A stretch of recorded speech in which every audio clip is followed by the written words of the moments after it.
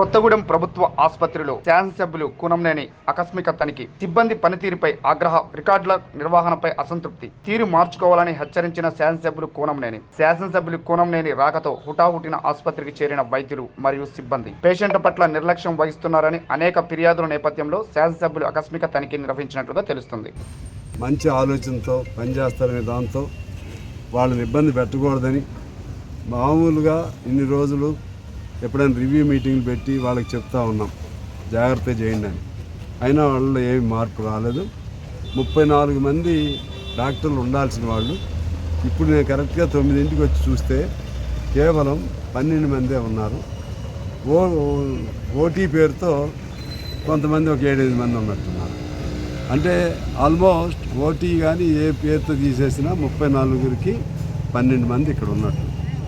అలాగే వెంటిలేటర్స్ సంబంధించి 25కి 2, 3, 4 పనిచేస్తున్నాయి, మిగిలిన ఏది కూడా పనిచేయట్లేదు. అదేవిధంగా ఎక్స్రే డిపార్ట్మెంట్ కానీ లేకపోతే ఇతర దానికి సంబంధించినటువంటి మైక్రోబయాలజీ కానీ లేకపోతే ఇటువంటి వాటిల్లో 12 మందికి కేవలం 2 మాత్రమే పనిచేస్తున్నారు. సరే, మిగిలినేమో డ్రైన్ సిస్టమ్స్ ఇవన్నీ ఉన్నాయి. ఆ డ్రైన్ సిస్టమ్ అదేమో ప్రభుత్వ పరంగా శాంక్షన్ చేసాం మేము. ఆ పని ఇక్కడ ప్రజలను కూడా ఒప్పించాలి, కొద్దిగా ఒప్పించి చేయాలి. కానీ ఓవరాల్గా సిబ్బందిగా వాళ్ళ పని వాళ్ళు చేయకుండా, డాక్టర్లుగా వాళ్ళ పని వాళ్ళు చేయకుండా 9ంటికి వచ్చి 4 వరకు ఉండవలసిన వాళ్ళు అసలు ఎప్పుడు వస్తారో తెలవట్లేదు. ఈ ఉన్నాళ్ళు కూడా అటెండెన్స్ పుస్తకం చూశాను నేను.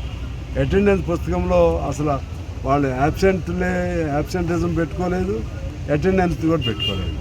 వాళ్ళ ఇష్టం, టైం ఎప్పుడు వచ్చేది కూడా తెలియదు. బయోమెట్రిక్ అంటున్నారు. ఆ బయోమెట్రిక్ది పై అధికారి దాన్ని టెస్ట్ చేయమని నేను డిమాండ్ చేస్తున్నాను, కోరుతా ఉన్నాను పై అధికారులు. అలాగే ఇదంతా నేను ప్రభుత్వం దృష్టికి తీసుకెళ్తా. హాస్పిటల్లో గత సంవత్సరానికి ఈ సంవత్సరానికి మన ఓపీ అంటే అవుట్ పేషెంట్స్ దాదాపు సగానికి సగం పడిపోవడం జరిగింది. అవుట్ పేషెంట్స్ తరువుగా నేను కలెక్టర్ గారికి కూడా నోటు పెడతా, పైన గవర్నమెంట్కి కూడా నోటు పెడతా. మొత్తంగా విచారణ చేయాలి. ఈ హాస్పిటల్ అయినా పాల్మంచి హాస్పిటల్ అయినా 2 చోట్ల, అలాగే మాతా శిశు హాస్పిటల్ అయినా మెడికల్ కాలేజ్ అయినా మొత్తం గందరగోళంగా ఉంది. వీటన్నిటిని ఈ వ్యవస్థను బాగు చేయడం కోసం కలెక్టర్ గారు ఇమీడియట్గా నేను పైకి కూడా రాస్తాను. కలెక్టర్ గారికి ఇంకా అధికారాలు ఉంటాయి కాబట్టి కలెక్టర్ గారికి కూడా నేను కోరుతున్నాను, దీనిపైన పూర్తిగా విచారణ చేయాలి. వాళ్ళ అటెండెన్స్, అదేవిధంగా అవుట్ పేషెంట్స్ గత సంవత్సరం ఈ నెలలో ఎంతమంది, అలా కంపారిజన్ స్టేట్మెంటు ఇవన్నీ తీసుకుని చేయాలి. లేకపోతే రాను విశ్వాసం కోల్పోద్ది. అలాగే ఖాళీలు కూడా చాలా ఉన్నాయి. చాలామంది డాక్టర్లు ఇంతవరకు ఎంపిక నియామకం చేయలేదు. గవర్నమెంట్ దాని మీద కూడా సీరియస్గా తీసుకోలేదు. గవర్నమెంట్ చేయాల్సింది ఏంటంటే ఎక్కడెక్కడ ఖాళీలు ఉన్నాయో తీసుకుని నింపాలి. కాకపోతే కొంతమంది రావట్లేదు అంటున్నారు. ఉద్యోగాలు చదువుకున్న పిల్లలు చాలామంది ఉన్నారు. మీరు ఉద్యోగాలు ఇస్తే వచ్చేవాళ్ళు చాలామంది ఉన్నారు.